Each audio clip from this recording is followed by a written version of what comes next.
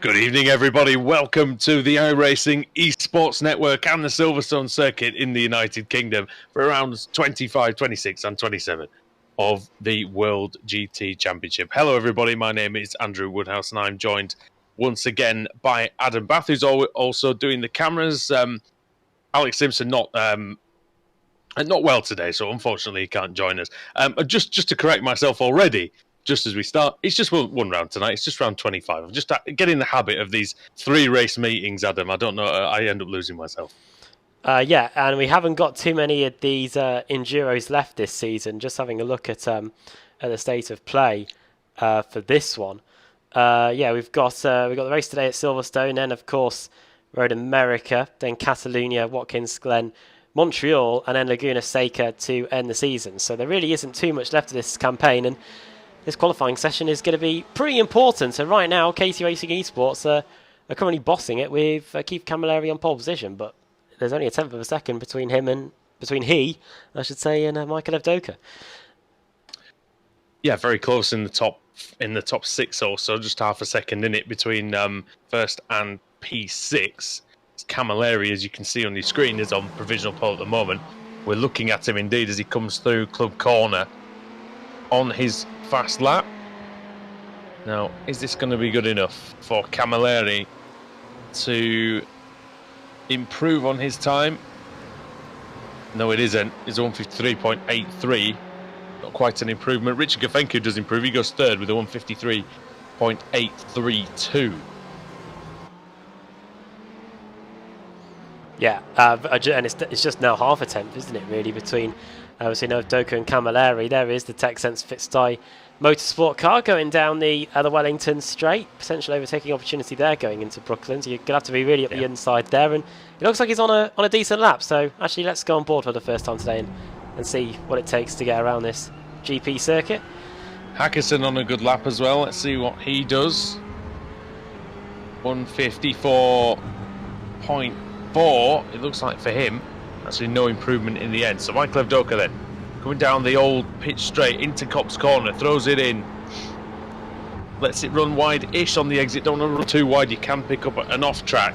And now we're into the fast section of Maggots, this left-hander, left-right combination, and then Beckett's another left-right combination, progressively slower, and you unwind the car straight as possible onto the hangar straight through Chapel and under the bridge, and now you've got to spot your braking point for Stowe Corner. It's usually about 70 metres before the corner. Turn it in, try to get a fairly late apex. He just drifted slightly off the centre, Michael Evdoka, just through that corner, but largely pretty good, carried good speed, even if the line wasn't that optimal. Into Vale, want to maybe hit a bit tighter on the curbs through there, and then through Club Double Apex right-hander onto the straight. Don't run too wide. Don't invalidate your lap. What's he done? Evdoka crosses the line 53.8.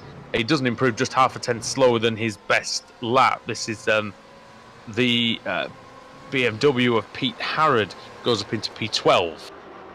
Good lap by Christian Challoner. He puts the Porsche up into 5th place and goes top Porsche as well. Just a couple of tenths of a second away. Checker flag is now out. Chris Wood, he's coming into the final corner now. The Team Mad Beamer, can it improve from 14th on the grid? Car 13 coming through the final corner. Let's see where the Team Mad car can go. Is it going to be an improvement over the line? It is, a 154.859. So he goes up a place into P13. Yeah, it doesn't seem like this track completely suiting Chris Wood. Christian Rose did go up to 8th place on his final lap. Did Evdoka manage to squeak across before he did the checkered flag? I think he did. So he's on his final attempt then. Yeah, every car that's on the map, are the cars that can still set a time. So Evdoka, that's that is Baker, I think. Back is Baker. TAB is Tabone. And Gregory. Sorry, they're at the bottom of the screen, helpfully for me. Couldn't see Baker on the timing screen, but there he is, yes. Here we go there, Evdoka into Stowe Corner. And of course, it's a bit different to normal. the drivers only have one race to tackle tonight, 1.5 hours only. Into Vale. That looks a lot neater. Looks like a better line for Evdoka. What can he do coming around the final corner? He did set a personal best in Sector 4. He sets it in Sector 5 as well. 53.79. The consistency is fantastic. He can't improve, unfortunately, for him. David Baker then, car 6 coming across the line in the Porsche. What can he do? Can he go quicker and move up from 12th? He does set his personal best lap, but it's not enough to get a place. But Gregory does a new personal best as well, but alas for the TechSense car, he stays in P15. So that is how the top 19 are going to be. And now we head down to the grid and see how the field is going to line up. And there it is on your screen. It's Keith Camilleri on the pole, just half a tenth of a second in the end between he and Michael Evdoka. We saw Michael there putting in the consistent laps, but it just wasn't enough. Richard Gafenku starting in third, so it's Casey Racing 1-3, and then it's Mark Fletcher in fourth, Christian Challoner fifth, Brandon Tabone in sixth there, then Lewis Bibby seventh, Christian Rose eighth, Ben Hackerson ninth, and Simon Underhill rounds out the top 10. He's a top am as well, is Underhill. Rich Warmingham in 11th place on the grid. 12th is Dave Baker. Then after that, it is 13th place Chris Wood, then Pete Harrod, Ben Gregory, Ethan Bass there in 16th place. Then it's Mark Woodhouse, Miguel Freitas, Jerome Kaiser in 19th, and 20th Michael Blake. No reverse grids to factor into the equation. We only have 20 cars here today, so those guys could potentially sniff some decent points up for grabs, of course. And remember, at the 45-minute mark, at the halfway point in the race, full race points are awarded. So a good opportunity for a driver, if they're maybe in the midfield, if they can stay out up until that point, they might bag some useful points. Yeah, I mean, we did start the season with quite a lot more cars than this, but what we do have is of excellent quality. And the driver's still fighting out for the championship. At the moment, Keith Camilleri leads the way by 52 points. And then over Mark Fletcher, then it's Michael Evdoka, Christian Challoner, and Lewis Bibby. KC Racing Esports lead the way in the team's championship by 357 points. Then it's TechSense Fitside Motorsport, Radicals Online Moto F, Radicals Online Turn Racing, and then Team Mad in the Pro-Am category. And in the Am standings, Chris Wood has a 25-point lead over Mark Woodhouse. Simon Underhill is in third, Michael Blake in fourth, and Ben Gregory in fifth place. So here we go then. The pace car will soon take its leave, and the drivers will start for this 90-minute race. Should be a one-stop, we're thinking, in these GTE cars. And there goes Keith Camilleri. He's going to bring us to the green. Here we go then. 1 hour and a half. Round 25 of the 2019 World GT Championship, Season 6. Camilleri leads the way. You can see Fletcher already trying to take on Richard Gafenku into Village. Through the loop, Gafenku goes wide at him, and that allows actually Fletcher to get a decent run. Can he maintain it through entry and onto the Wellington Straight? Yeah, we're going to see. It's very close, isn't it, between Evdoka and Gafenku? Very close too between Fletcher and Tabone. It's just about the KC Racing car that's ahead, and that causes the flash of the lights from one of the Radicals cars behind. Yeah, the BMW of Bibby trying to go around the outside of the Porsche, which I believe is Christian Challoner. The Ford of Hackerson just behind. But yeah, he really chopped him off, didn't he? Gafenku, he really doesn't want to give up that third place. And why should he? Very, very close going into Cops for the first time. That is Bibby trying to get by Challoner. The only place gained in the top 6 places is Brandon Tabone getting ahead of Challoner. But Bibby wants to try and change that and demote Christian a further spot. And the BMW is looking lively in these early stages. The big BMW trying to get the nimble Porsche out of the way, and he takes a lot of curb on the exit of Chapel, and he might be under pressure now from the Ford of Ben Hackerson. Yeah, we know the Ford has decent straight line speed.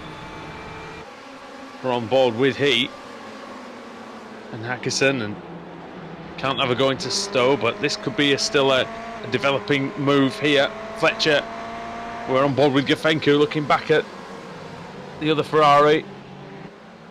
Go for a big old cut back here, Adam, if he gets a decent exit through Club, and he does get a good one.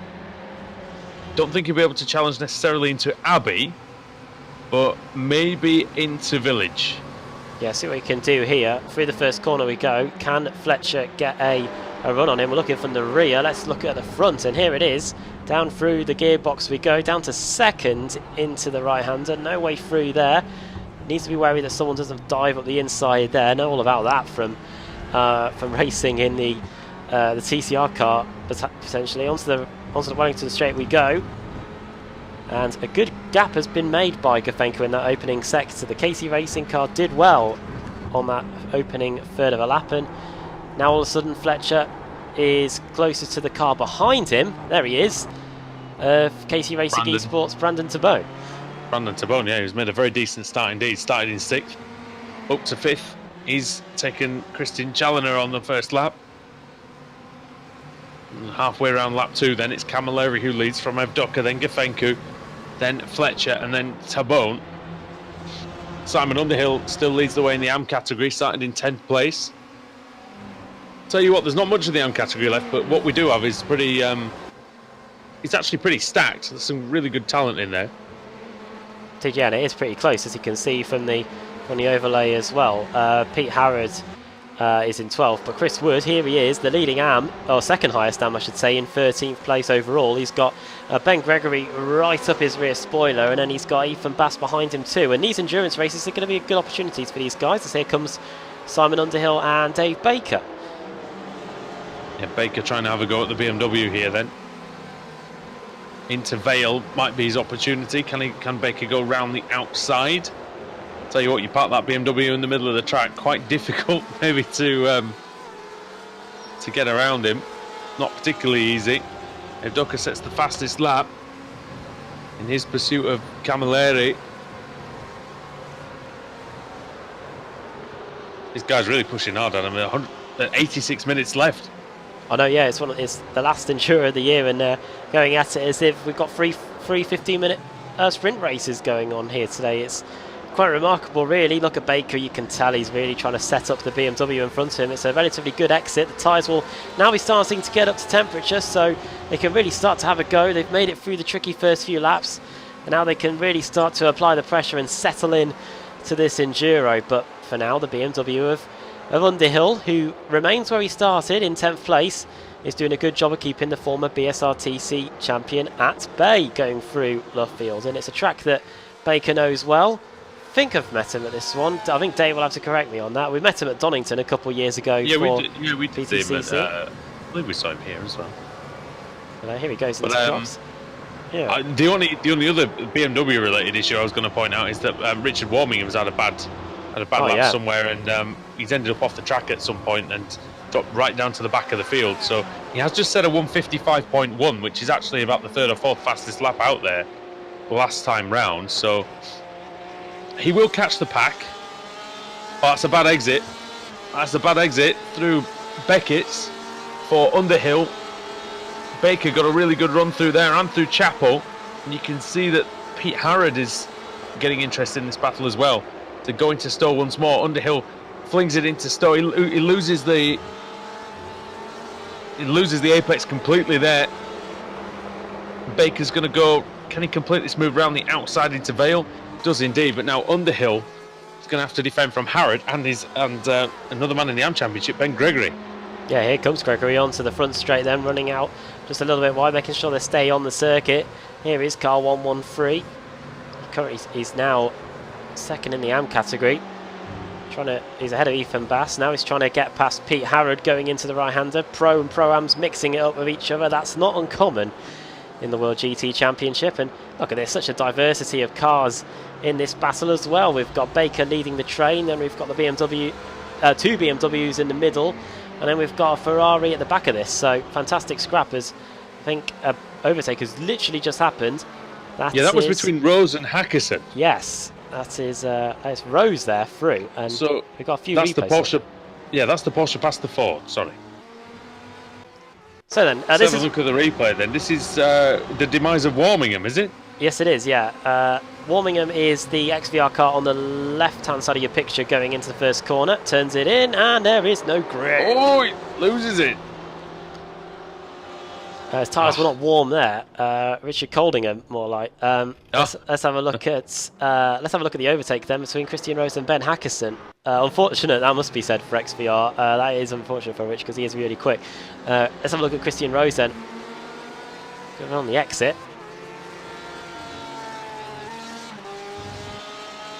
Oh, it must be a slowdown for Hackerson. Indeed, yeah. And that'll be where the CQR man gets past the Radicals man. Porsche versus Ford on that one. Do like the Ford GT. It's a shame that it never really took off in GT races as much as it could have done. Oh yeah. Well, we came here for the. We were at its first ever race in Silverstone. Yeah, it was a very cold Silverstone, must admit. It was snowing in April or whatever it was. Yes. It was. It was very cold. It was chuffing freezing. Yeah, and we did see it in its very first practice session. I think we stood at Cops for that, and we could really see it struggling for grip in those conditions. Well, it won though. Didn't it win or finish at least in the podium on its first race meeting that it did? It certainly is a good car. It just seems like it's not the preferred GTE car, and I think that's been the issue for Ford over the last few years, and it is on iRacing as well. It's not really. I think the drivability of the Ferrari certainly played into our decision when we did the 24 Hours of Le Mans. Was that the Ferrari was just a little bit lower maintenance, wasn't it? It didn't have to be wrestling the car around the track all the time. Like the Ford always seemed like it was a little bit more problematic. There's a move. That's Kaiser and Freitas. So Freitas has lost 2 places in the space of about 5 seconds. 2 BMWs really going at it here. It's good to see, and these were the drivers we mentioned just at the end of the grid process. That they'll be eager to get some positions and maybe put a spanner in the works when we get to the 45-minute halfway distance mark. I'm just going down memory lane. There's a good battle as well going on between Pete Harris still and Ben Gregory. Ford were run by Chip Ganassi that year, and they had some really strong drive. I've just literally without taking the headset. Yeah, without taking the headset off, I've just reached to the bookshelf and got the program from that race meeting.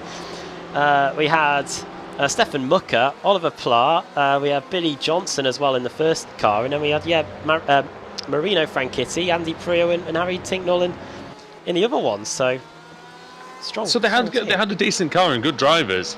As Gregory is all over the back of the BMW of Harrod. BMW came in the year after, didn't it? 2017. Yeah. I think, yeah. Was on iRacing in 2017, yeah. Earlier this year, I think, wasn't it? Oh, I mean the... God. Oh, look at this. Hello. Maybe gets the switch back through the loop. Good exit for both. Now, who's going to have the power? Is it going to be Maranello? Is it going to be Munich? I nearly got the wrong German city then. That would have got me banned, I think. Oh, the inside goes. Yeah. Oh, my word. Oh, it's a big switch from the big boy. But Pete Harrod manages to get his car under control and stay ahead of Ben Gregory.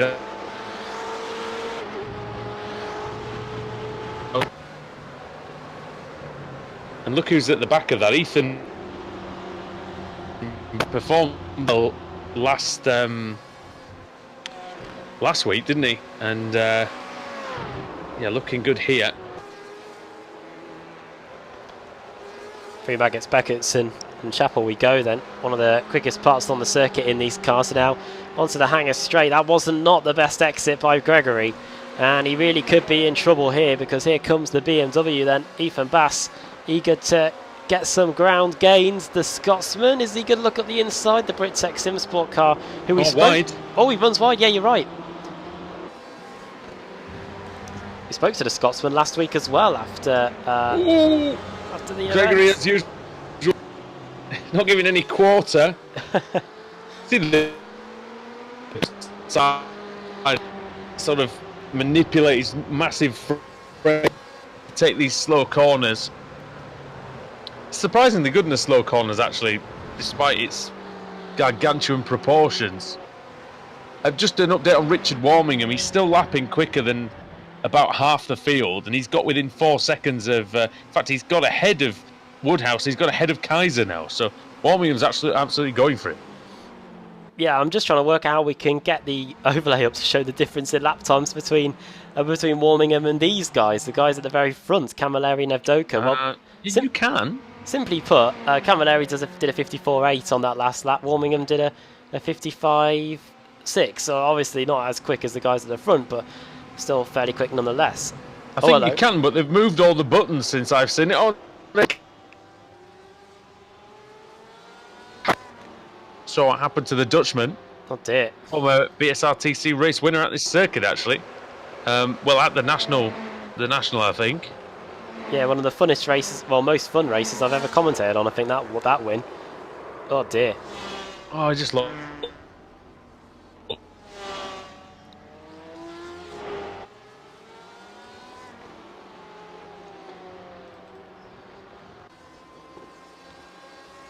Back with the leaders then. Here is Keith Camilleri, 0.2 of a second ahead of Michael Evdoka. And these two are really starting to stretch their legs ahead of the rest of the field now. 2 seconds, I should say, between first and third. KC Racing having a fantastic season thus far. The Maltese Keith Camilleri has loved life in this series, and the Ferrari has really come good in recent times. And here at Silverstone, it's no exception. It is one of the power tracks. Here, Monza, just to name a few, and it shows there at the timing screen. Look at that, 1, 2, 3, 4, 5 of the 6 Ferraris in the field are in the top 5 in this race.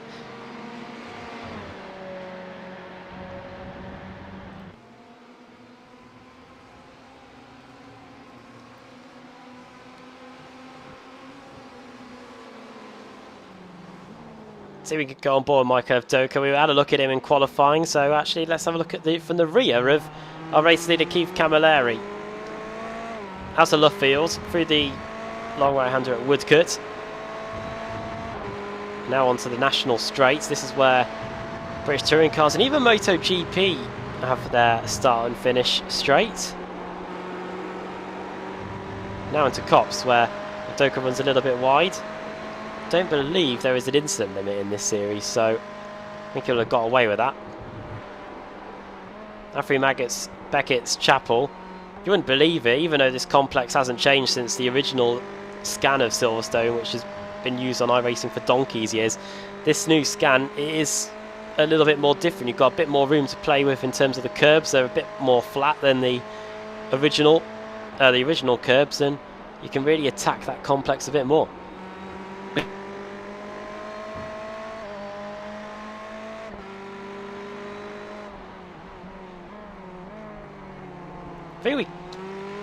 I think we can just about hear Andrew. You keep coming. Oh, there we go. You're back. No, the mic stopped working. Sorry about that. Oh, right. I was just about to say that. I think they were getting very close for third. Oh yeah, here you are.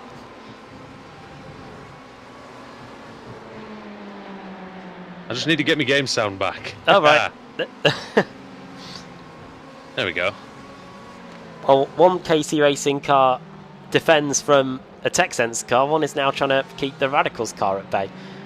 As anyone who knows Discord, who uses Discord regularly knows, can sometimes disconnect your microphone completely. So that's what I seem to suffer with now. Fletcher's only 2 behind Gafencu. He's got a great slipstream here, but he's going to run out of Wellington Straight just before he can move out from the slipstream of Gafencu. Really have a go at the KC Racing car. He's marauding though. He's the former championship leader, Mark Fletcher.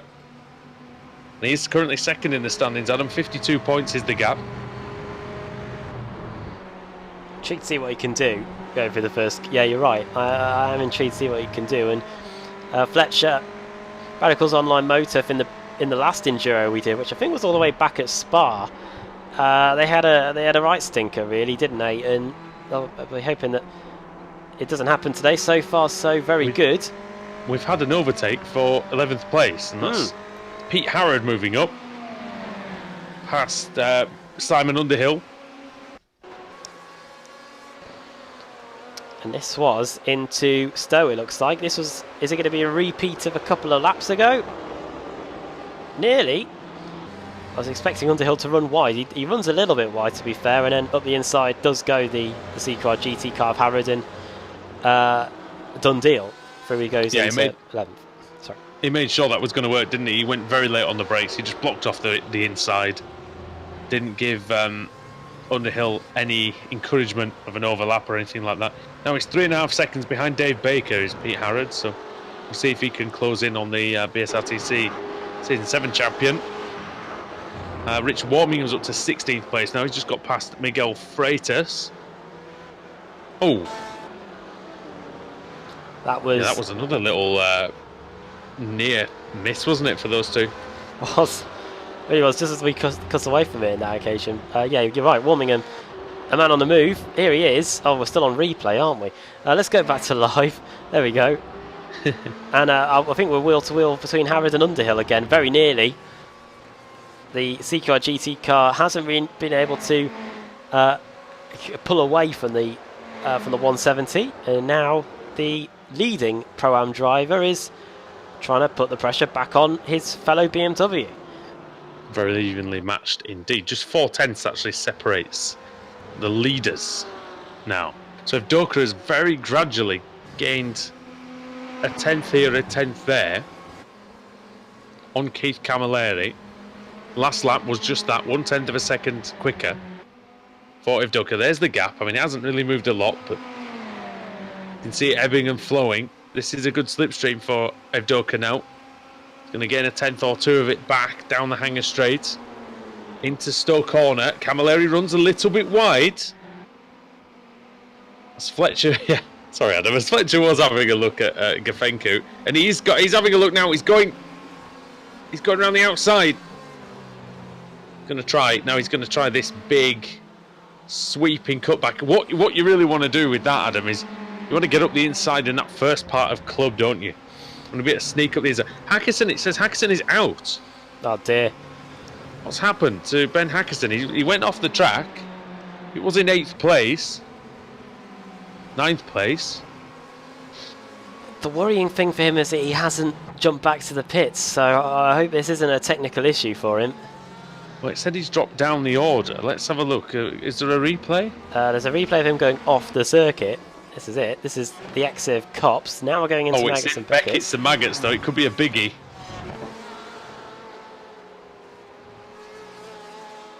Everything's fine.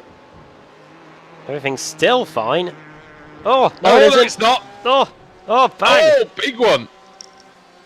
That's a massive one for Ben Hackerson. And that will end your race. Dear me. Now, is there a fast repair in the World GT Championship? I can't quite remember. Here's Fletcher then. Now he's got the run. He's less than a 10th behind him into Copse. He can almost smell the exhaust fumes. Breathing them in, especially if he's got the aircon on. Now through the right-hander at Beckett's. Left-hander and then right again. Can almost see up his exhaust. He was that close. Yeah. Thorough inspection going on there. Onto the hanger straight we go. The gap's coming down, you can see from the battle box on the right hand side, but it's just not going to be enough. He needs that to be 1/10 rather than 2/10. Where's he going to make the move? I mean, I do think that big long cutback in Vale, if you can get him to defend the inside, that might be the place. And for Gafenku, really, just needs to keep doing what he's doing. I mean, Fletcher, yes, he's had a couple of attempts, but none of them have been really.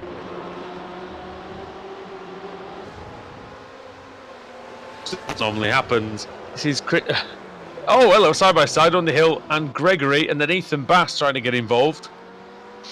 He nearly runs into Gregory. Ben was held up a little bit behind Underhill. Fantastic duel. This is the battle for the AM category as well, yeah. Yeah, it's top. It's first, second, and third in the Pro-Am category, all going at it. And then just after that, you've got Wood in 5th place. So this is great to see. and a huge train forming behind this BMW. It still remains 3/10 of a second. In fact, it's gone up a little bit now between Gafenko and Evdoka. You can see the interval going on. Yeah, and so Wood leads the way in the AM category at the moment. Woodhouse is second. Underhill is third. Blake is fourth. Blake's up to 17th, having started 20th. Gregory is then fifth. So this could be big for Gregory. I mean, he's really got to rack up the wins if he wants any chance of a championship here this season. Do you think Woodhouse and Wood is going to be an interesting one, though? Wood in 15th, Woodhouse in 19th at the moment. Not going that well for Woodhouse, it has to be said, in this one. Tell you what, I'm seeing... Now, this looks like a good run, Adam, this time. He's less than 3/10, and this could be a chance into Stowe. Yeah, this is a great opportunity. This time on the previous lap, this gap was 0.2 of a second. It's now 1/10. Is he going to go for the lunge? He is! No! Round the outside goes Gafenko, and he holds on. Yeah, you've got to be careful going that wide in Stowe, though. There is a lot of marbles out there. Can be some dirt. And get that on the tyres and make it quite horrendous for grip. You can see what this is doing, though. It's bringing in Tabone, Challoner, Bibby. Christian Rose is only a couple of seconds behind this as well. So it can be closing the field right up. Tell you what, if all the KC guys are in a Discord together somewhere, they're all looking in their rearview mirrors. You've got Camilleri trying to defend from Evdoka. You've got Gafenko trying to keep Fletcher at bay, and here we've got Tabone in 5th place. He's got Challoner up his exhaust pipe, so plenty of defending going on as Rich Warmingham's progress continues. He's just got past Ethan Bass. He's now up to 13th place. Here he is, in fact. He'll be very annoyed about that spin. He's got legitimately top 7 or 8 pace in that car, Richard Warmingham. But it is a long race, Adam. We're not even at 1/3 distance. So he could still, pluck out a top 8 result. If he's only about 15 seconds off of 8th place, so can certainly be done. I mean, 15 seconds an hour really isn't that much to pull back. No, it isn't really, and we'll see what he can do in terms. No, he can potentially pull it back in the pit stops. We've still got that factored into the equation. I must say, it is turning into a great race. This, loving it. Even though we've only got 20 cars, this Silverstone circuit really is lending itself to this World GT Championship. But this is why I know you've been watching a lot of the old British touring car rounds when there were only maybe 10 cars or 12 cars in the race, but there are a lot of great races going on still at the same time. You only need 2 cars for a good race. I remember there was a race that myself and Alex Simpson covered at Interlagos. I think it was an endurance race of some description. There were only, I think there were 6 cars in the race and only 2 cars in one category. But after 2 hours, it was decided on the last lap, and it was about half a second in it on the last lap. God. So you only need 2 cars to have a fantastic race. And now we've got 19 of them still in this race, having a fantastic race with all 19 of them. So I think the only retirement is Hackerson, and frankly I'm not surprised after spearing off at about 130 miles an hour at the exit of Chapel. It was quite spectacular. Oh my goodness me, here comes Warmingham. He's arrived on the scene. It's very close between wow. Basson. It's close between everybody. They're everywhere going through the complex. Oh, Warmingham has a lunge into the loop. Gregory can't get the power on. Oh, it's crashed. Warmingham goes into Gregory. Oh, they're still locked together. Off goes the BMW as well. Oh dear, where's he going? That's broken steering on Miguel Freitas. I think that's bent. Oh no. Yeah, he's knackered. Look, he's having to steer to the right just to go down the straight. Now, he might be able to get this back into the pits. Well, he would have been wanting this to be the international pits, of course, but sadly for him, it isn't. He's going to have to go around all the way to the wing. Let's see a replay, Adam. Take us through what happened here. It was a bit of a mess. That's not even it, is it? This is it. So this is going to be a perfect vantage point for us. We're on board with Freitas. We've got it all unfolding in front. There's the initial contact in front. We'll have a look at that again in a moment. He thinks he's cleared, and then wow! Oh, right in the left rear. I tell you what it was as well. It was can we look at it from can we at least see just before that Underhill? I think Underhill might go wide there, and I think that causes the check-up. Let's see it. So Underhill's coming through farm into village, holds the inside,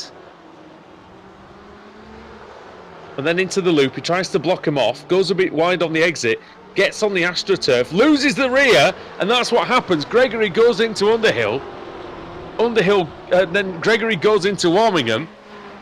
Second spin of the day for Warmingham. And then Freitas, unfortunately, was the innocent victim. Oh dear, and then Gregory goes off into the wall again on the exit. That's the Kimi Räikkönen wall. We didn't see that, and Gregory's crashed under the... let's have a look at this then. He gets back on. There you go. We've gone board, yeah. This will make for some harrowing viewing, no doubt. Oh, there he goes. He can't get out of the way of the BMW. And then he's pushed across the grass by Warmingham. And he's got broken steering as well. He can't turn the thing to save his life either. He gets back onto the circuit, and then it's almost a bit like Kimi Räikkönen's crash, wasn't it, from 2014?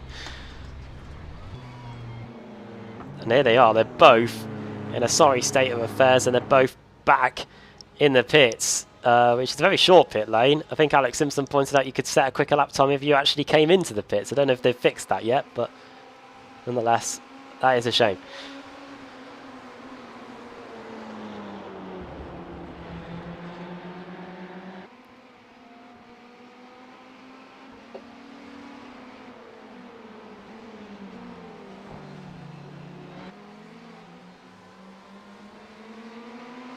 Right then, battle for the lead is resumed. 0.3 of a second between Camilleri and Evdoka. These two are really not letting each other get away. And after looking at the qualifying times between the pair, it's very clear to see why they are so close to each other, isn't it? Really, because they're lapping such a consistent rate.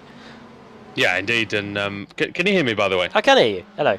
Oh, good. Well, it just went off again, sadly, just as we were going through it. Yeah, massive one for Gregory as well there. But yeah, very, very close indeed. Qualifying was close. The race is close. Now, you would have to say that Evdoka must be saving a decent amount of fuel in here as well. Yeah, he must be, because of course we've got the Wellington straight, the Hangar straight. We could even maybe throw the National straight into that equation as well for him to do a bit of lifting and coasting. We'll see if he's doing that in a moment, in fact, because here is a battle that hasn't been lost to that crash. This is Underhill, Bass and Wood as Christian Challoner's just overtaken Brandon Tabone, only to be repassed again minutes later. And we've got a three-car duel on our hands here as well for a spot in the top 5. Well, yeah, Challoner has managed to get ahead of Tabone. Tabone's trying to fight back. He's on the inside into Copse. High commitment corner this for both. Don't count out Lewis Bibby as well. He's not exactly shy and retiring, is Lewis Bibby, when it comes to these wheel-to-wheel battles. He slots ahead of the Ferrari. And this inter-manufacturer battle going to at the moment. And that's Tabone, of course, who was in 5th place. He was the third of the KC Racing cars. He's now down to 7th, so he's been passed by both of those. But yeah, I needed to pass the message on, Adam, really, that when I said that you could have a good race with 2 cars, I didn't really mean it literally in that the guys needed to take each other out, so we only have 2 left. I don't know, they were hearing it. They might have hid bits and pieces, maybe. I don't know. But yeah, it was a shame because, you know, Underhill, he ran like fractionally wide. There was really not a lot he could do. And yeah, it just caused a big check-up, and then all hell broke loose from there. Who are the big gainers from that, looking at it? Well, Chris Wood's gained a couple of places. Michael Blake's gained a couple of places. Jeroen Kaiser has as well. Incidentally, Gregory has got back going again. Yeah, so too is Freitas as well, yeah. Can we have a look at... Well, just in a second, actually, when... I'm just seeing this as... Fletcher trying to go around the outside of Gafenko in Brooklands. Can he hold the inside into left field and make contact? The Ferrari's round. Oh, big one. Over goes Fletcher. He had the death wiggle on. He couldn't save it. Fletcher understeered into him. And there goes Mark Fletcher. Well, his championship chances were slightly improved after the last meeting. Oh, he's got damage as well. He's got steering damage. This is going to end badly for him if he doesn't get this off the track quickly. Oh, into the wall again. And now the front of the car is bent and buckled and crumpled. As are his chances in this endurance race. Well, it's not super far to the pits, Adam, but he's going to have to drive that back very, very carefully. Now the battle for the lead is on. It's almost as if something has just triggered in this race. It's almost like it's just set it alight, and here it comes. Michael Evdoka trying to almost exact maybe a bit of revenge for his fallen teammate almost. Gets a great run out of Club Corner. Yeah, TechSense Fitzdie trying to get the lead away from KC Racing Esports. Fletcher's dropping down the... Oh no, he's crashed. Oh no. Oh, it's Fletcher again, isn't it? Yeah, he's trying to get back to the pits. He's trying everything. Into the complex we go again. Camilleri, he's putting the car in the right places, but ever since we were saying we were loving the race so far, everybody's taken as a cue to crashed. Start crashing. We're going to have no one left They've to all this crashed. Race. Now here comes Camilleri. Here comes Evdoka. Camilleri made a mistake. And now they're wheel to wheel down the Wellington Straight. Nobody's going to yield here, I'm sure, but who's going to come away with the lead? Michael Evdoka on the left. On the right, sorry, Keith Camilleri on the left. And here comes Evdoka through into the lead. It's taken quite a while. It's taken about half an hour for him to get the lead, Adam, but there it is. Yeah, decent move. And it has been a move probably half an hour in the making. He's been sat behind him for as long as he could, and then he finally got by. Here it is again from the helicopter. We'll have a look at the moment that the battle for third place came to a head afterwards. You can see it going defensive there into the left-hander there, Dig Camilleri, and then straight up the inside, Evdoka there on the exit, and the Ferrari had the straight line speed there to get by going into Brooklands. It was almost pretty much done by the time they got into Brooklands. Right, Mark Fletcher versus Richard Gafencu. This is what happened. I don't know that. Oh, this is the... That's the aftermath. That's the second crash of Fletcher. Here we go then, into Brooklands it was. We're looking like a great move from Fletcher. He carried a lot of speed, didn't get too far out on the marbles, anything like that. And Gafencu gave him the space. It's the tiniest little nudge. He cannot save it, and he just wedges underneath. Flips him over. Almost a bit Robot Wars, good old Robot Wars style there. Got under the side, flips him over. And sadly for these GTE cars, no self-righting mechanism. He can't get back on without sort of some assistance. There he goes, up and over. Rolls over into the gravel. And it says Michael Blake's crashed. Oh no, he's been making some decent progress. Here he is. That's the exit of Stowe. It was 4 places. He was 6 places up from where he started. He started last. I don't know if that was due to a penalty or what, but I don't think he set a time in qualifying. He's into Stowe Corner then. The BMW, he just loses the rear. Oh. Tries to save it. He did correct it, but getting that death wiggle and can happen. We've seen that a few times, wiggle and death. We know all about that in the Le Mans 24 Hours we did in 2017. Oh, yeah. And I'll tell you what, Mark Fletcher had a very similar crash to the one that I did on the way back to the pits after the initial accident that I had in that one. Oh, God. Yeah. And it doesn't look too dissimilar to it now. It looks like someone did sit on the rear wing at a track with lots of straight line speed. Yeah, that's not going to be your friend here. No, indeed it is not. And we know that all too well. Just for those who are just joining us, welcome back to the iRacing Esports Network. This is the World GT Championship, round 25 of 37 in Season 6. Andrew Woodhouse and Adam Bath with you for Apex Racing TV at Silverstone. Hour-and-a-half endurance race coming to you here. And we said how well it was going. It's all gone a bit crazy in the last 10 minutes or so. We do like a bit of crazy on the channel, but we do want some of the cars to be left at the end. Bass making a right mess of Maggots and Beckett's. It wouldn't surprise me if he's received a slowdown penalty, and I think that is exactly what's happened. Yeah, through goes Chris Wood into 11th place. That's 2 places gained for Chris Wood now. 4 Still for Ethan Bass, but oh dear. Where on earth is he going? I have no idea. And he's comes back onto the track now, and has lost a few temps, or maybe in a few seconds to Ethan Bass. Ben Hackerson is the only retirement from this one. He had a massive one. Shades of the start of the 2006 British GP, really, on the exit at Chapel. There was a big one there, and Hackerson went flying off on the exit at quite a big speed. That is a quick exit, Chapel.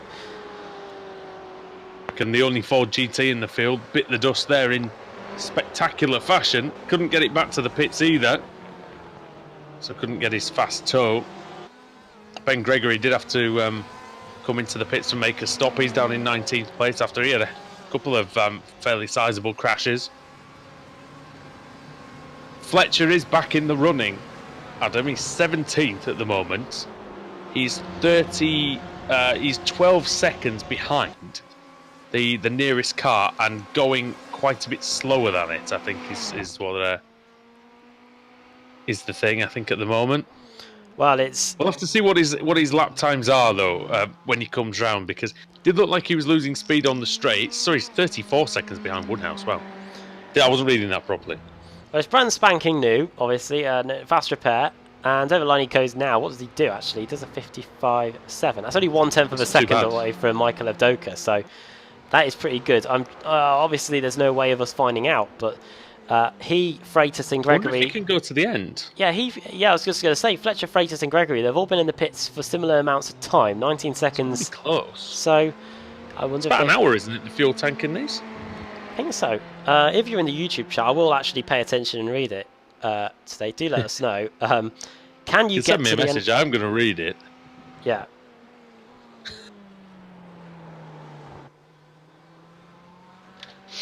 Yeah, and if you are enjoying, please make sure to give a like and a subscribe as well. Chat is looking lively today. Adam Hedgecock's in there as well. We're enjoying the race, that's for sure. I do have to point out as well, it's Adam Batt's birthday tomorrow. Happy birthday, mate. There you go. 23 years young. There you go. God, oh, look at the damage on the back of Gafenku's car. Dear me.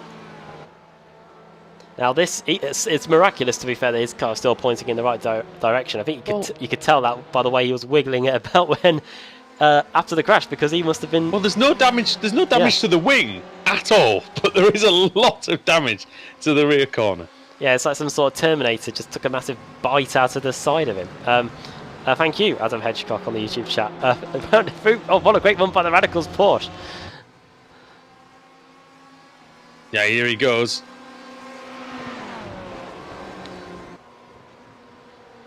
Oh, he's getting closer, isn't he, Challoner?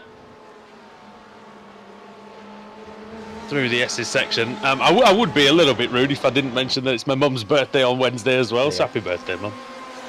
Always got, you know. Always got to do that. It's Arsene Wenger's birthday tomorrow as well, I bet. Is it really? Yeah. There you go. And Pele's as well. Don't know if that puts us in the same league, but anyway. Not really. I think not, sadly. Through the Valen Club section comes Richard Hedgecock, actually, on his speed last night, and absolutely nothing for him at Spain in the TCR of Barcelona. I didn't have a lot for many people, actually. It wasn't my strongest race. It was a track I love, but yeah, not a terrifically great performance by myself. Challoner really getting onto the back of Gafenku. I'm sure that rear damage, it has to be hurting. There must be downforce lost, because he's really suffering now in terms of... I said Ben Gregory's crashed again. No. Oh dear. Well, problems for Gregory continue, but meanwhile, the pressing issue for Challoner is the raging BMW that's on the outside. Now, is Bibby going to do the same? Bibby's going to try the Fletcher move. All this a bit of the Soper and Cleland job, isn't it? Dear me, yeah. That was back when Luffield was two 90-degree right-handers on that occasion. Oh, yeah, that was a terrible corner back then. It really was. They had about 3 versions of Luffield as well, didn't they? They had the version where it didn't exist at all, and it was just woodcut on its own. Yeah. And then they had when they made Luffield, it was that stupid. It was sort of a double apex right-hander, but it kind of kind of pinched in a bit in the middle. It was really, really sort of strange corner. And then this version, which has been going since about, I want to say about 95, 96 time. Yeah, you're right. Yeah, 97. Yeah, 90, after watching 97. Those reviews. Yeah, after watching those reviews, you're right. Good Here comes Challoner around the outside. You're not going to get around the outside there because Gafenko really chucked it into. He's fighting so hard to stave off this gaggle of cars, which now includes Christian Rose. Yeah. Now, I think. Look, we're 2.5 minutes away from the halfway point. I think he's trying to get there, bank that third place, and then just dive into the pits as quickly as he can and get a new car. Yeah, I think that's the wise idea. It's half points, half distance, isn't it? Yeah. I will say though, his lap times aren't terrible. I mean, he did a 56.1 and a 56.5. Yes, the leaders are doing 55.0, but considering he's also having to defend, he's not absolutely dog slow out there. But it is bringing the likes. It's even bringing the likes of Dave Baker into possible contention. 6 seconds behind this group he is. Now I wonder if, as Yoda momentarily took over the commentary there for a second. Round the outside he goes, Challoner. Having a look on Gafenko, wide. He's going to try and pull it back to the apex. He doesn't have the downforce, Adam. This could be a problem. Oh dear. Smoothness is key. I don't know if Yoda ever said that, but let's see what he could get into the first corner. The pink mirrors, I'm liking that by Gafenko. Smoothness is. Oh, he's going to get a cutback, surely. This is the Porsche's time. Oh my God. Side by side then, into Maggots. This is full commitment. Oh, yes! Oh, he's lost it! Oh. A tank slapper. Great save. I'll tell you what, we've seen people put that in the wall. That was a tremendous bit of driving. Great car control by Venku to hang in there. But that's that rear grip, isn't it? It just simply isn't there. Yeah. See the diffuser is bent. He tried everything. And eventually it all screamed enough for him. And through going into third place goes Christian Challoner. Fourth is now Bibby. Fifth, Tabone. Sixth is Christian Rose. But look at this, Tabone back on the inside. He's not giving up. And Richard Gafenko is coming to the pits. Of course, you know, it'd be rude of me not to mention that the battle that we're watching is the battle for a little bit of the bubbly. Of course, third place up for grabs. Richard Warmingham we were just looking at there for a second. Is this the crash of Greg then? Yeah. It came out of the pits. What happens here? That's the same as what happened to the BMW earlier on. Oh dear me. Exactly the same type to Michael Blake. Underhill is also in. Gafenko also in. It'll be very interesting to see as he boxes. It's going to be interesting to see how Warmingham is. 12th place. He's just coming through the final corner now, so he's going to overtake Gafenko. By the way, what a slow pit lane it is here. Of course, at the full pit lane speed these days. The Warmingham's going decently out there, I tell you. As long as he doesn't have to pit again, he's sitting pretty. 45 minutes are done then, so Michael No, he's not pitted yet at all. Apart from his fast repel. Oh no, sorry. Yeah, he hasn't pitted at all. He didn't. He was collected in the crash, so he hasn't actually made a visit to the pits yet. So that will be coming fairly soon for him, you'd imagine. Yeah.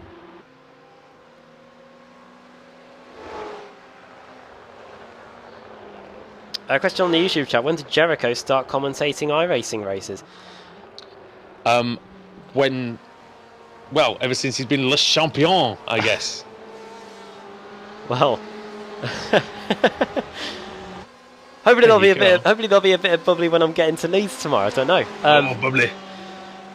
45 minutes gone then, and this is a fight for some of the bubbly. As Christian a chance. This is the fight to try and get to Christian Challoner to wrestle the bit of the bubbly off him. If that makes very sense. Good. Very good. Yeah. There you go. You can squeeze it into any sentence.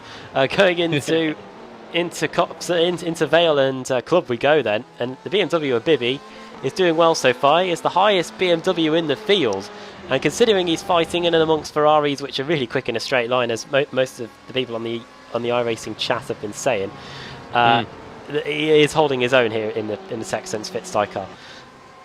Yeah, of course the BOP does change over the seasons in iRacing. I remember the Ferrari at one bit it was lacking in a straight line, wasn't it? A couple of seasons ago, I remember when CQR were running the Ferrari in this Race Hub, were running the Ferrari in this series, it seemed to lack a bit of straight line speed. So, but it was very nice in the corners for a lot of the time.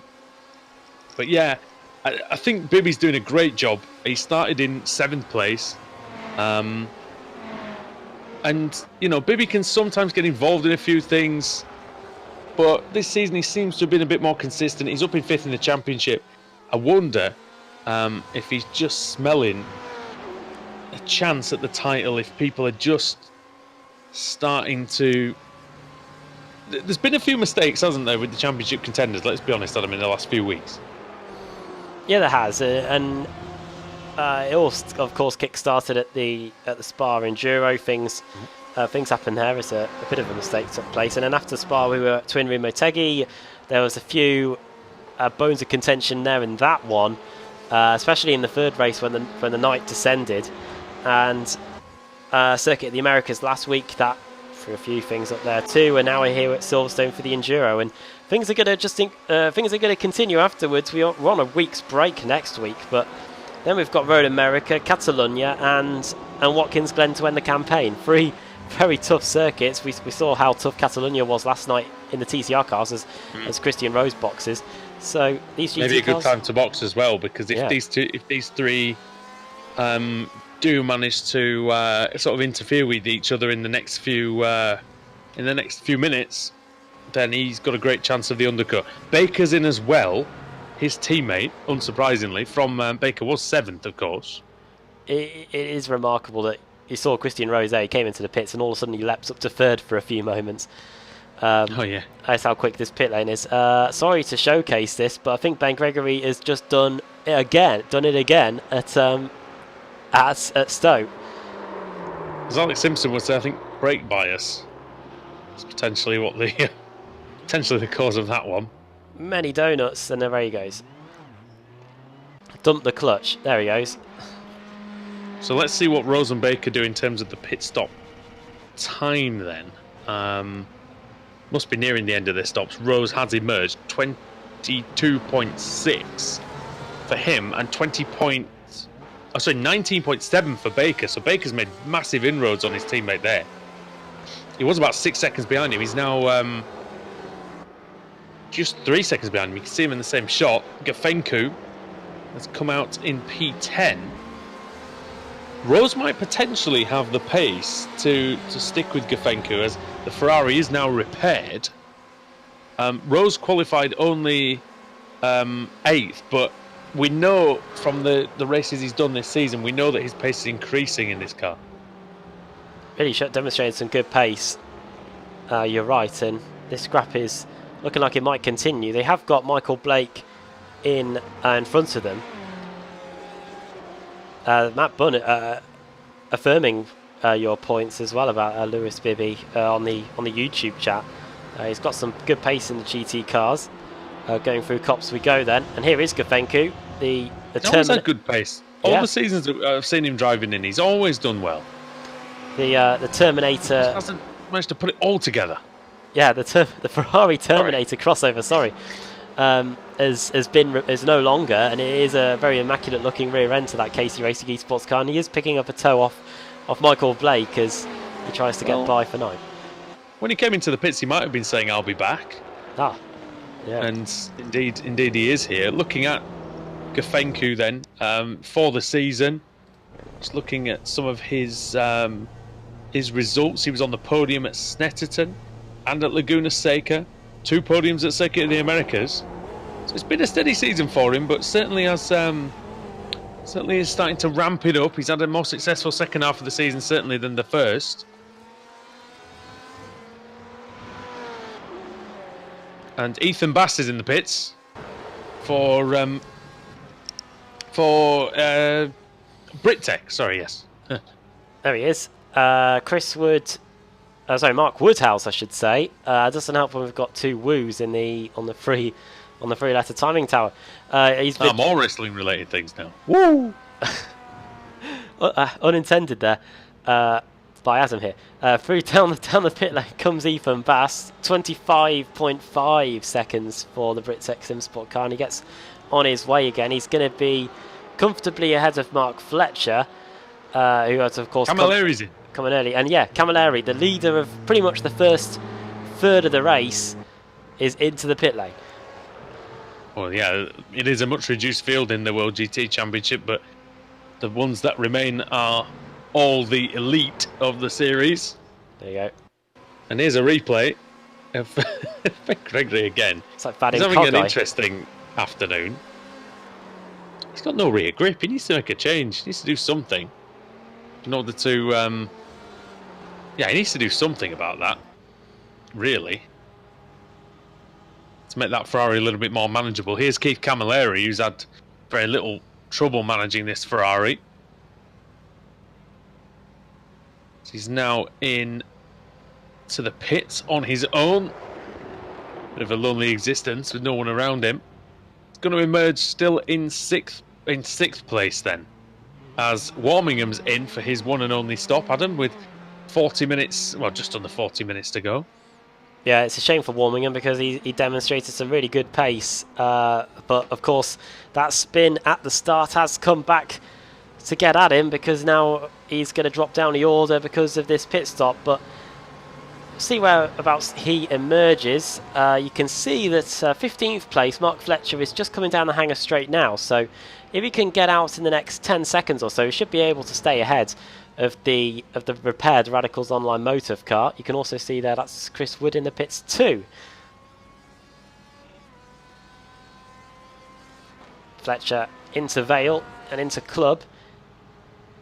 Bass is just coming down the front straight now, but it is a very long stop. 31, 32. It's over half a minute. It's a very long stop for Richard Warmingham. That's such a shame.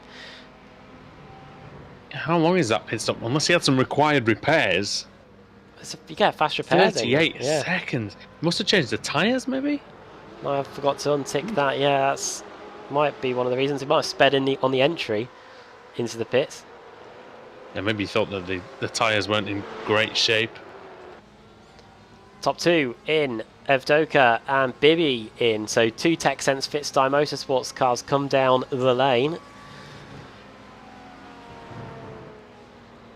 One thing about this pit lane is that it does go downhill and hence we can't see the cars really because of this. And now we've got to look at the track map and see where Keith Camilleri is. He is 6th place, just coming through Vale and Club now onto the front straight.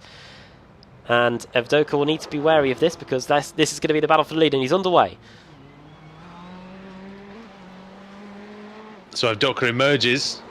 Camilleri coming round Abbey. And yeah, Evdoka, they're ahead.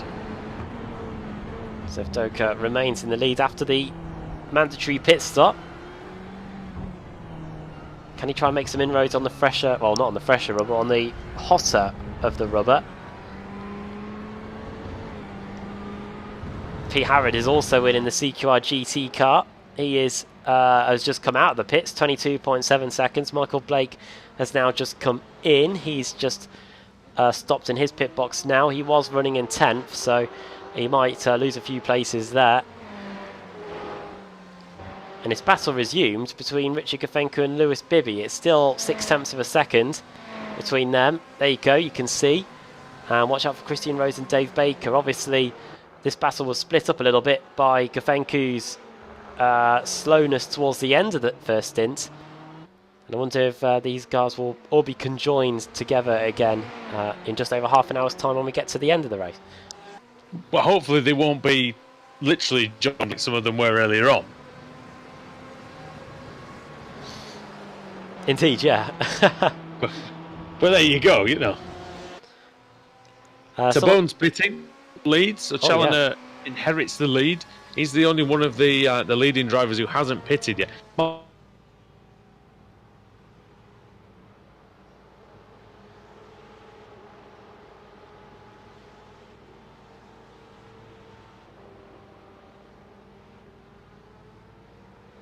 Into the box then comes Brandon Tabone. Someone on the YouTube chat asking what the distances mean on the timing tower, apart from the seconds. I think that is in kilometres and metres. Yeah, I think it's just like that when they come into the pits. So Evdoka through now into second place on the road. Christian Challoner, here he is, the race leader driving for Radicals Online Turn Racing, is the only car yet to stop. And he has a 30-second lead over Michael Evdoka, so I don't think he's going to be coming into the pits and retaining the lead. Sorry, the yes, Challoner. He's driven a very good race, though. Again, you know, he's got a massive iRating 6,381. He's shown just how experienced he is and how resilient he is too. You know, he's come through all these battles, no major damage, very clean all the way through. And yeah, Challoner. Oh, Certainly going to be there or thereabouts at the end. yeah, Jerome Kaiser there, just off in the middle of Maggots, Beckett's and Chapel. He has been into the pits once, but that was, I think, some time ago. I know, pitted on lap 25, which was only about 5 laps ago, so not too sure what has befallen the Dutchman here. But either way, I thought he was coming into the pits again then for a second. Says he was off for 11 seconds about a couple of minutes ago. Yeah, let's have a look. Here we go. This is Cops. Finally got through the gears up to 6th gear. Yep, as we go into Maggots. Turns in. Everything hunky-dory here. Oh, wow. It sort of pogos around a bit, doesn't it? As he turns into the right-hander, you can see it just chattering away.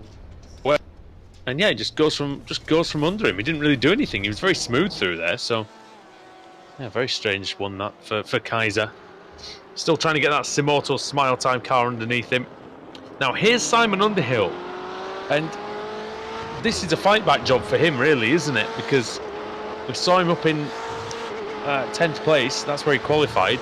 Stayed there for quite some time as Challoner's in the pits and has emerged behind Evdoka and Camilleri, despite a stop that was a second quicker than the Texas Fitside Motorsport car and half a second quicker than the KC car. Underhill really monstering him now through the S's section.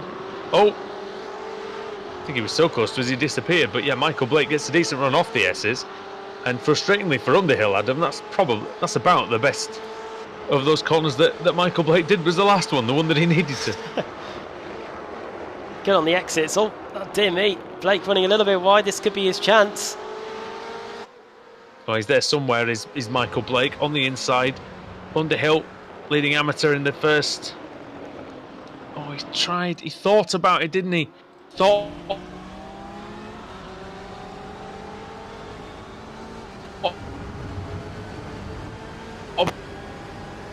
But he can't get close enough for really a dive. Although he's carried a lot of speed through Abbey. Look at that XVR car. And look at Blake's gone wide. So this might encourage Underhill. And to be honest, Adam, Underhill needs to go for it quite quickly, I think. He is on him. Exit of the complex, then you're right. If I saw Richard Warmingham in my mirrors, I've got to get a bit of a move on here. As the clock ticks over into the final half an hour, it looks like the Underhill isn't close enough to strike just yet, but look how much Warmingham is gaining just under braking going into Brooklands there. Yeah, he's got 5.3 for the drivers in the bottom half of the field.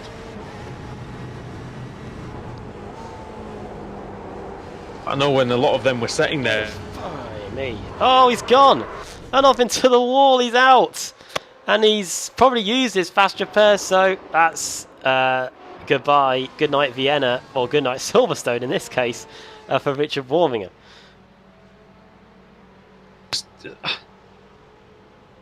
Mark Fletcher's crashed as well in last weekend. Oh no! But we'll first of all get the Warmingham incident again. These fast corners at Silverstone playing havoc with these GTE cars. Gets it into Copse. Just loses the rear very slightly. Corrects it. And sends him in the other direction. This is Mark Fletcher trying to fight back from his earlier incident. Oh! Massive Jay turned round and onto the circuit again to get going again. Didn't lose any places, Fletcher, but it has lost him about seconds. Oh, well, that might have happened. Blake and Underhill are still scrapping away, and Chris Wood's not too far away from joining their battle either. And it's all BMW fight for position. This is over 12th, 13th, and 14th. Blake has had a very good race. He's gained 8 places. He is our biggest mover in the field. Underhill has lost 3 spots, and Chris Wood has lost 1. So Underhill trying to gain one of these places back, and now he has the threat of Warmingham out of the picture, out of the mirror, for that fact. He's now got a bit of time to just focus in front of him and try and apply some more pressure on Michael Blake. Not a great deal of time, though. As you can see, Chris Wood is behind them. He's lapping a second quicker than these two at the moment, but I feel like that's because they were battling. But Michael Blake's done a great job. Started 20th, up to 12th. He's kept reasonably clean apart from the one spin that he had. But considering he's actually had a spin, Adam, he's in a good position. Oh, he's having a look in the S's, is he? Oh, things dropping everywhere. Onto the hangar straight we go then. Ben Gregory's back in the pits again. Maybe I think he might have admitted defeat with this, with that Ferrari that looked like it was trying to book it like a booking Bronco, really trying to spin him out at every opportunity. But Underhill into Stowe we go, and Michael Blake still putting in the car in all the right places and going for the racing line. He isn't defending thin air, which is something that they noticed Jason Plato did quite a lot. He never defended unless he absolutely had to. No point compromising yourself. Now this is surely the final straw for Ben Gregory. This is spin number 3 or half spin, I should say. Well done, actually, Ben Gregory, for getting on the anchors and stopping that. But yeah, I think he's like, what on earth is going on with this car? This is a whole load of garbage. I'm coming in and changing this. Well, either something's broken, or yeah, it's just not, or he hasn't got the setup right, or something. Not sure at all, but yeah, it's not working that well for Gregory out there at the moment. He's it looked like he changed the tyres just as we come off that replay there, and look at this. This is what we want. A bit of a battle for the lead is starting to brew again. Look at this, massive improvement in lap times by Camilleri over the last few laps. There is a chance, by the way, Adam, that maybe Gregory did destroy his tyres with a couple of the spins. Maybe couldn't get the temperature back. But yeah, this battle for the lead is raging on. And, you know, I can't figure out who's going to take this one. Because the last half an hour of the race, you know, you don't need to save any fuel now. It's hell for leather. And it is going to be the best man that wins here. Yeah, it is. And I really look forward to seeing what's going to transpire, because these two have shown their pace all the way through the race meeting today, and obviously that battle graphic doesn't help because we're measuring it against the 44 second. Let me just see if I can change that for us. Time delta, last count 5 rather than 6. Let's try again. There we go. Oh, it's gone. There we go. No, it's gone again. There we go. So it was 1.6 at one point, 5 laps ago. Now it's 0.6 of a second. So that shows you the sheer difference. And 0.8 of that difference was done on just the last lap alone. So Camilleri is really coming. He's eating tons into the gap. It's now down to half a second. Well, he started to pick up the slipstream as well, Camilleri, which will certainly be helping him around this Silverstone GP. Yeah, Ben Gregory did change the tyres. 32-second stop by the looks of it. Down in 18th place at the moment. Miguel Freitas is still running in 17th. And it looks like that Michael Blake has been passed by Underhill and Chris Wood. So down to 14th has gone the Simultal Smile Time car, I should say. Here it is. We have been tracking this battle for quite some time. Does Underhill go up the inside? He does a little look. What about the second part of the complex? The gap is there up the inside. No. Oh, he touches the curb a little bit, and that unsettles the Smile Time car. Oh. Wow. Good save. And another little moment through Aintree as well. Yeah, I give a lot of credit to Team Mad as well, because the entries have dwindled somewhat in this series. A lot of teams and drivers have gone from this, but Team Mad, and you know, it's the same stable with Smile Time, and they've got 5 cars still running in this. So great credit to them. Sadly for them, they are the 5 cars at the back of the field at this very moment, but it certainly hasn't been like that all season. They've been very competitive. Yeah, they have done a pretty decent job, to be fair. And even if they have only got a few cars behind them, they are, some of them, on for a top 15 finish. Looking here at Mark Fletcher, who's just got by this guy, Ethan Bass. This is going through Woodcote onto the National Straight. Bass covers the inside. If Fletcher's going to go around the outside here, this deserves a pat on the back. No, he doesn't. I think he's going to get the cut back on the exit. Ah, lovely. And those are one of the moves that if you're sat in the car and you do it, you're smiling, I think, when you do that. And that's Fletcher through into 10th place. Comeback's on. However, if he wants to get 9th place, he is going to have to hope for some divine intervention, I think, because he is 21 seconds away from Pete Harrod in 9th. Yeah, he is in the top 10, which will encourage him somewhat after. To be honest, he's had very little right to still be in the top 10. He's driven well today, Mark Fletcher, apart from that one. Apart from unfortunately having that incident earlier on, which probably was his fault. It's one of those ones.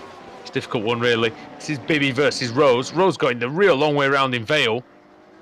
Might just make this work, you know. The BMW is going to try and go around the outside. It's the route where you're going to carry the most speed, Adam, but it's the longer route. They're wheel to wheel going into Abbey. See what he can do then. Porsche versus Beamer. We're going to see this in Formula E this year. Round the outside goes Bibby. They're still gripping those BMW tyres. And now at the inside into the complex.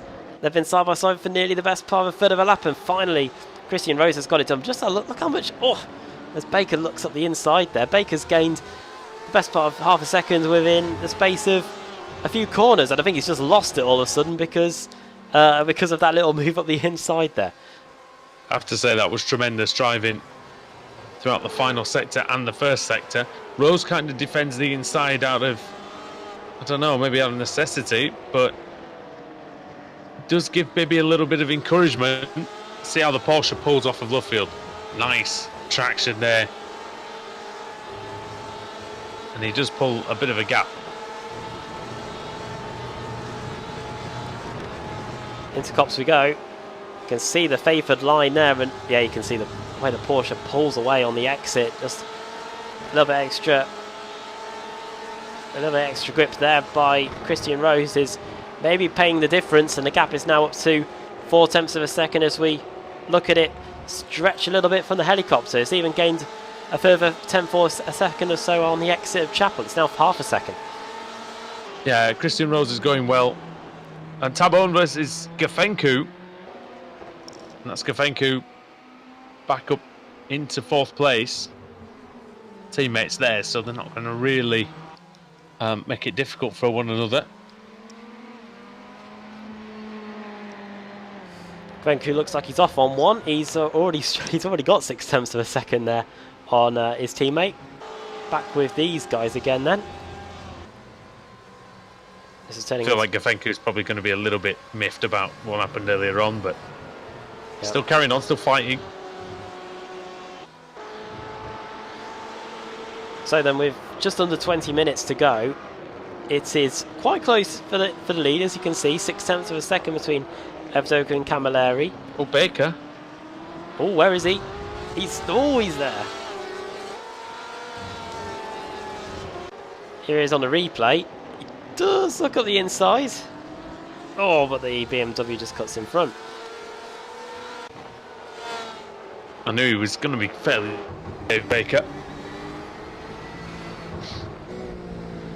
2 cars out of the race, and that's Ben Hackerson and Richard Warmingham. 1 Ford, 1 BMW by the wayside here.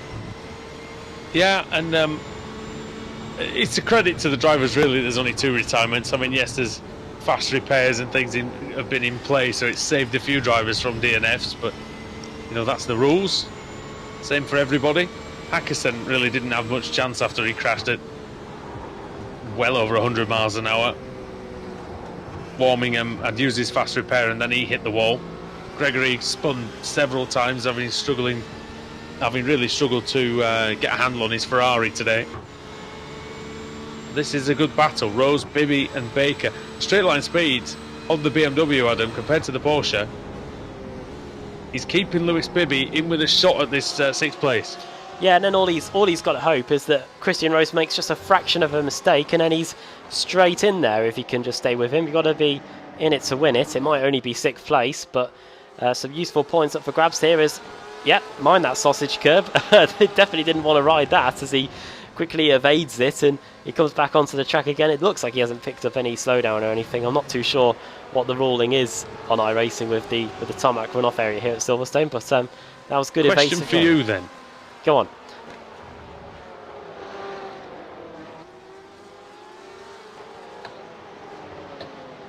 Hello? Hello, question then.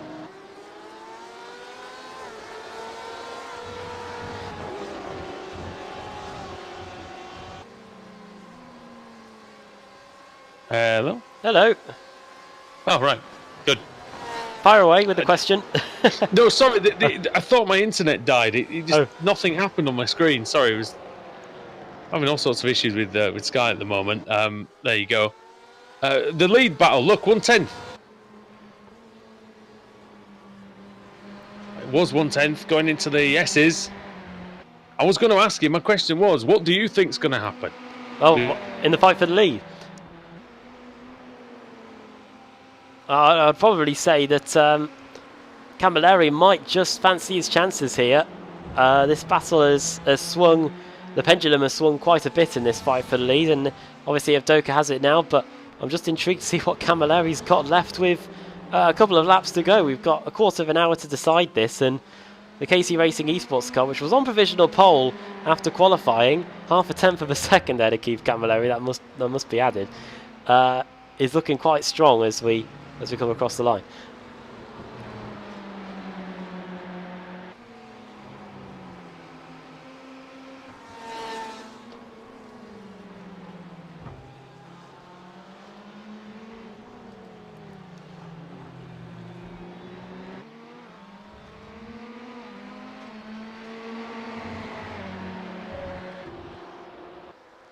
Back with these guys, and while we're at it, we should also mention that this guy is currently leading the Pro-Am category. It is Ethan Bass. In fact, let's just get those Pro-Am contenders up. There you go. It's Bass, then Underhill, then Chris Wood, then Michael Blake, and then Woodhouse, Kaiser, and Gregory. So those are the top 7 Pro-Am contenders that we've got in the field today. They are the ones that are in red on the overall timing tower. And back with these guys again as they continue their Titanic duel for the lead.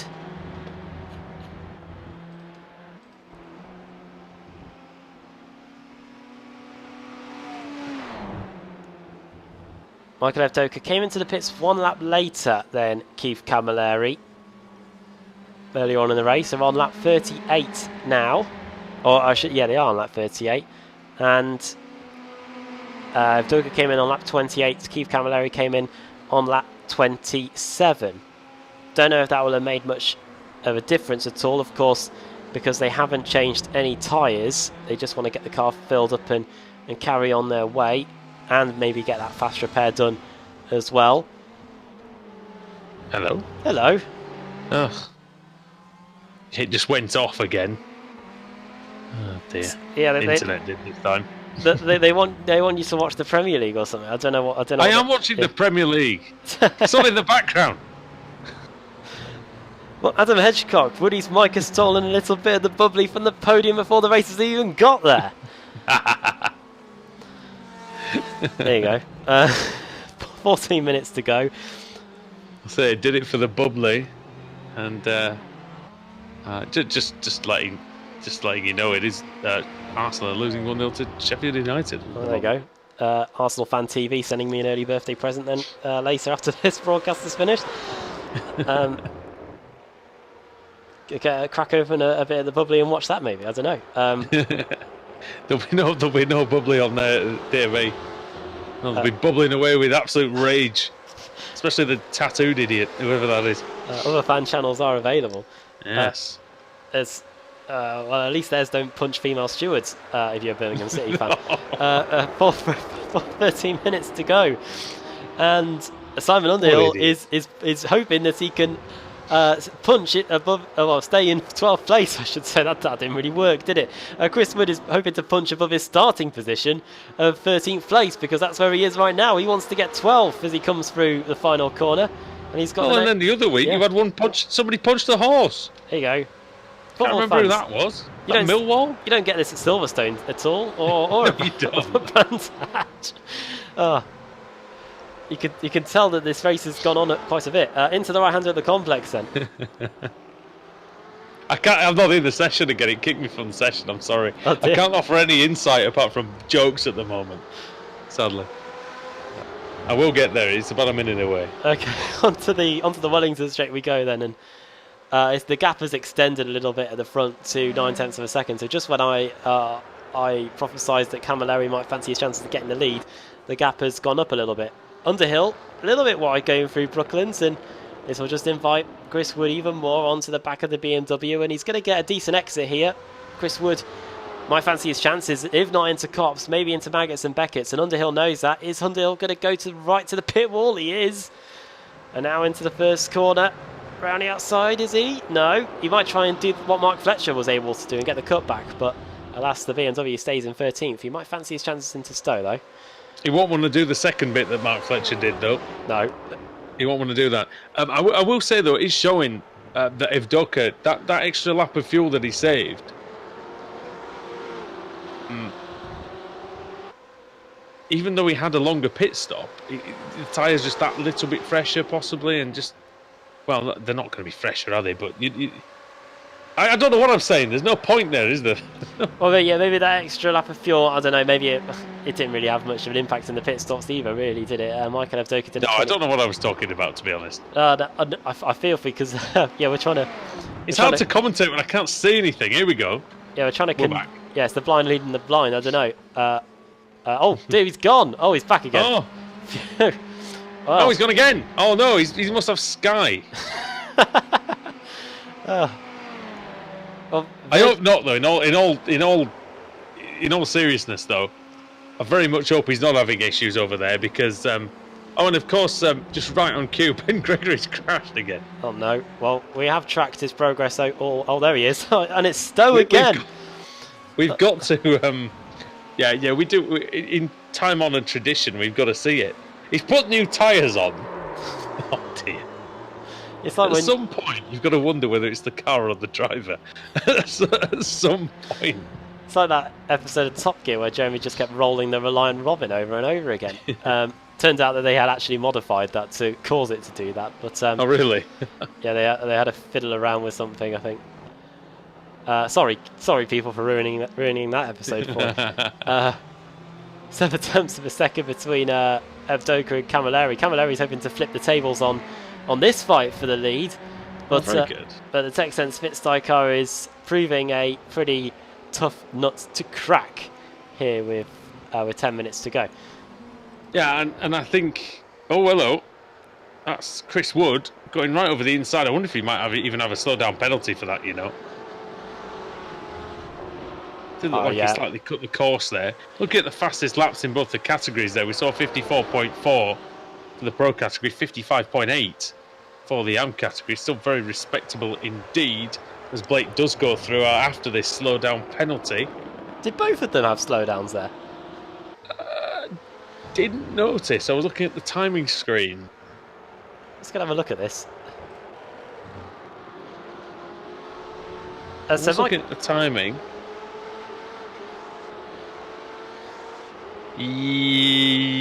Hard stuff in the helicopter as well. I think so. Yes. Yeah. I think that wasn't a full speed Michael Blake there, but he does go through into 13th place regardless.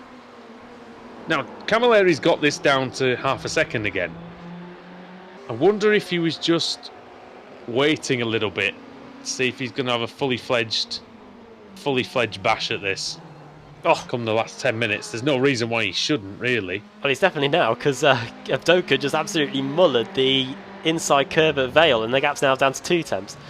Although the reason why maybe he shouldn't is because he's 178 points ahead of Avdoka in the standings. So crashing into him isn't actually going to do him any good. No. Sitting behind, there's absolutely no harm in that. If he makes a mistake and goes off, I think Yeah. fair enough. But like, it's not going to... Put it this way, he's not going to lose out a massive amount if he doesn't win this race, Keith Camilleri. No, at the end of I'm not the day, saying he shouldn't try, but there is a logic argument to be made. at the end of the day, it's only first and second. It's as long as they don't crash into each other and really ruin their race, they're not going to really lose too much. It's a bit like Hamilton and Leclerc really at Monza a couple of weeks ago, where for Hamilton he can afford to do whatever he likes really, because he's just got such an insurmountable lead at the top of the standings. Ethan Bass has gone off the circuit and it looks like that's the exit of Stowe. He's got going again.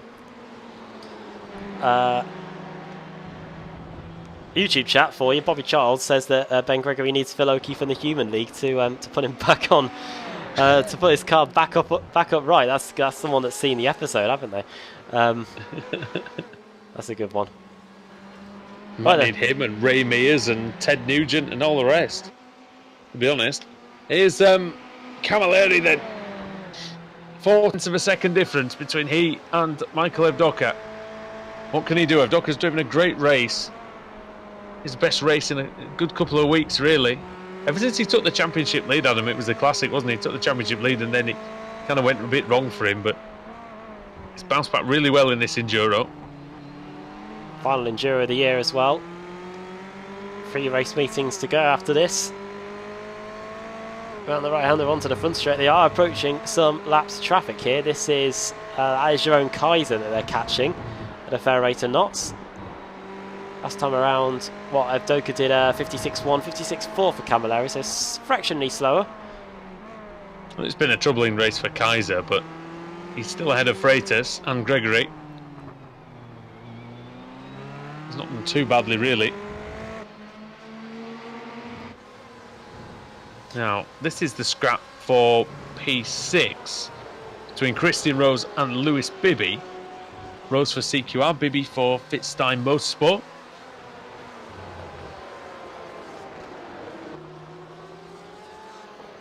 And there's the state of play regarding them on over the last 5 laps or so. 0.3 of a second quicker was Baker on lap 42.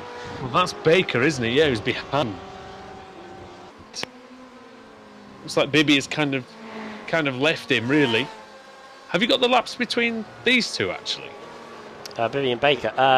Yeah, hang on. Baker and Bibby and Rose. Sorry, Bibby and Rose is what we need. There it is. Now, there's absolutely no pattern there at all, but it is showing that the gap is, as I said before, ebbing and flowing between these two, very evenly matched. And Bibby's going to actually, as the laps go on and he carries on being about 4 or 5 tenths behind, he's going to regret even more losing the place to him, really. You can tell that the tyres as well are starting to cry enough as they run off the track on the exit of Copse as well. And yeah, half a second for Bibby. If he can close that a little bit more, he might fancy his chances with just under 5 minutes to go. We haven't really got too many laps left of this circuit, 3 at the most, I'd say. That's when you know the understeer is real, isn't it? When you get to the end of the stint. Oh yeah. And just suffering at these fast corners. And there are a lot of these fast corners here at Silverstone. Well, in our TCR car, we pretty much start with understeer, then it comes good, and then we end with understeer. Yeah, that sums up last night, I think. Yep. Now, has Avdoka slightly broken Camilleri's resistance? Because, well, I thought he had. It was 3/4 of a second, but Camilleri just gained 3 tenths in one corner. It's made me look like an idiot, even more than normal. Oh no. Yeah. Well, maybe not. Into Brooklands. And yeah, you can see that 0.6 of a second on lap 42. That was when Avdoka clouted the curb at Vale and allows Camilleri to reduce the gap to 0.2 of a second. They've been reasonable striking distance. They have lapped Sharon Kaiser now, as you can see. They're now coming up to put a lap on Mark Woodhouse in the Team Mad Porsche, and maybe a little bit of the slipstream off the Porsche might just about save Michael Evdoka from Keith Camilleri getting by. We'll have to wait and see. Yeah, I think that lap, though, it just put him back in the slipstream, didn't it? And even though he's losing time, for bizarre reason, he's not really stopping him, even though the lap times are slower. He's flashing the lights now at Woodhouse, and Woodhouse gets past. Probably why he was flashing.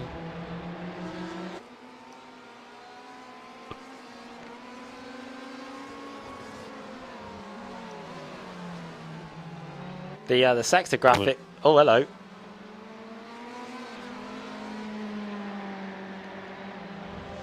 The sector graphics are proving that Camilleri's still there. How long have we got? We've got 2.5 minutes to go. So we are on the penultimate lap of the race. And on that lap, you can see that there was definite some gains by Camilleri. And there you go, another 300ths of a second getting taken out in the first sector alone. He's trying everything he can. Now through onto the Wellington straight we go again. Position change. Brandon Tabone has got back past Richard Gafencu, and Lewis Bibby has passed Christian Rose. So we'll have a look at a replay of that quickly now, because we won't have time to. Yeah, here we go then. Through the S's section goes Lewis Bibby. Yeah. It's a slow down penalty, isn't it? Yeah, yeah. For Christian Rose. He's got all that work to do again. Here's Tabone. Apparently gets past Gafencu. Oh! Gafencu gets a massive slide on through Stowe. And Tabone says, "Thank you very much. I'll have that position." P4. Back with these guys again, and this time the lap has been pretty good for Camilleri. You can see their 600ths in Sector 2, a tenth of a second in Sector 3, and a gap is now as big as 3/4 of a second as we come round to pick up the white flag. Yeah, and it's been a terrific race. Really, really enjoyed this one. Been a lot of thrills and spills, some good overtaking, some good action, some great driving. The top three especially have been excellent.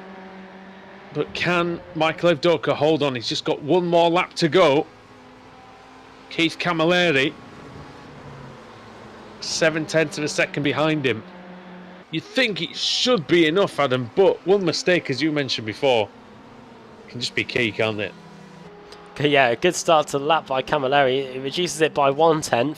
He's going to have to work harder than that, I think, around the final lap. And yeah, one mistake by Evdoka, maybe a miscalculation in the fuel. You might have to factor that into the equation as well. We know all about that. Gap down to half a second in the opening two sectors. There you go, another tenth getting taken out. A flash of the lights. Maybe Camilleri was just backing off for a final assault on Michael Evdoka as he rattles the curbs going through Brooklands. Has he got anything left, though? This is the question. Certainly the slipstream of the Texas Fitstime Motorsport car, but he's not right in the slipstream, is he? It's not right there with him. Evdoka's just got this Beckett's and Maggott section to go, then Stowe, then Club and Vale. Vale and Club in that order, and then he'll win the race. Camilleri was solid through the exit of Club there. You can see in Sector 3 just how good he was as well. He was able to stem the flow of the gap getting reduced. There's just a few corners to go now, yeah. Sorry, yeah, here we go for the final time. Through Stowe Corner. He's just got the hard braking zone into Vale and the double right-hander at Club. It's been an hour and a half of very closely fought racing here in the World GT Championship on the iRacing Esports Network. But the final endurance race of the season goes to Michael Evdoka. It goes to Texas Sport. Keith Camilleri in second for Key Racing Esports. And coming home in third, for a little bit of the bubbly is Christian Challoner. Here is Ethan Bass, and he's about half a lap away from some cheap bubbly for the Pro-Am victory. I know, it'll probably taste just as sweet going through Cops. And he has had a fantastic race. He's been pretty much everywhere in this race today, I must say. And all of a sudden, he is now at the front of the Pro-Am field. Well, just a couple of corners to go. I bet he wasn't expecting this earlier on in the race. He was quite a way behind some of the others, like Simon Underhill and even behind Gregory when Gregory was still pointing in the right direction. But yeah, Bass has driven a great race. He's just plugged away, hasn't he, Adam? He's not really done anything extraordinary, but he's just pounded the laps in. He's just taken the place. Oh, big slide into Stowe. I know, yeah, we're doing the Keith Ewan put loads of adulation on someone and they go off. Oh God! I don't think Ethan Bass is going to do that. He's just got a few corners to go and he's going to win the Pro-Am category here. Here he comes through the final corner, and there he goes. He'll be delighted with that. Yeah, good battle behind them as well. The last three drivers to cross the line. Simon Underhill, I tell you what a great performance by him. He finishes second in the AM category. Simon Underhill takes P12. Michael Blake takes 13th and 14th for Chris Wood and Woodhouse Gregory. Kaiser Gregory as well, making up the AM category. Well, I'll tell you what, Adam, the viewers at home will have enjoyed that one, I'm sure. It was a really fun race. A lot of incident, but a really tremendous one, and some great racing and a very, very closely fought victory. It did, yeah. We had only had 20 cars, and we were delivered an absolute, an absolute classic here. It was a great enduro race to watch. We've seen a few of them this season. We had our first enduro at Belle Isle. That was one to remember. We had Spa as well a couple of weeks ago, and this one has been fantastic to watch today. And the results are on your screen now. Michael Evdoka wins. Keith Camilleri in second, just half a second behind in the end. I wonder if Keith managed to stay ahead. Would he have been able to have held him behind him for the rest of the race? Christian Challoner in third, Brendan Tabone in fourth, Richard Gafencu in fifth, sixth for Lewis Bibby. The BMW doing well there as the race went on. 4/10 of a second ahead of Christian Rose, who finished in seventh. Dave Baker in eighth, ninth for Pete Howard, and 10th for Mark Fletcher. Then come the Pro-Ams. Ethan Bass, top Am in 11th. Then Simon Underhill, Michael Blake, Chris Wood. Then Mark Woodhouse, Jerome Kaiser, Miguel Freitas in 17th place.